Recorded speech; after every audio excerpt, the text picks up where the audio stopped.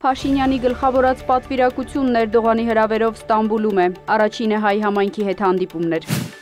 Սանկտ Պետերբուրգում Մհեր Գրիգորյանը եւ Ալեքսեյ Օվերչուկը քննարկել են երկկողմ հարաբերությունների օրակարգային հարցեր։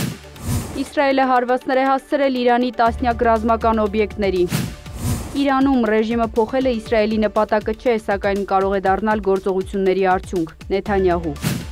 Իրանում իշխանափոխության մասին խոսակցություններն անգամ անթույլատրելի են, Պեսկովը Նեթանյահուին։ Իսլամական հեղափոխության պահապանների կորպուսը Իսրայելին աջակցելու կասկածով 16 անձի է ձերբակալել։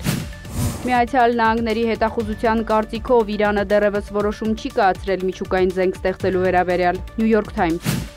Թրամփն Իրանին հարվածելու կամ չհարվածելու որոշում կկայացնի առաջիկա 2 շաբաթվա ընթացքում, Սպիտակ տուն։ Ռուսաստանն ու Ուկրաինան գերիների հերթական փոխանակումն են իրականացրել, հայրենիք վերադարձածների հստակ թիվ հայտնի չէ։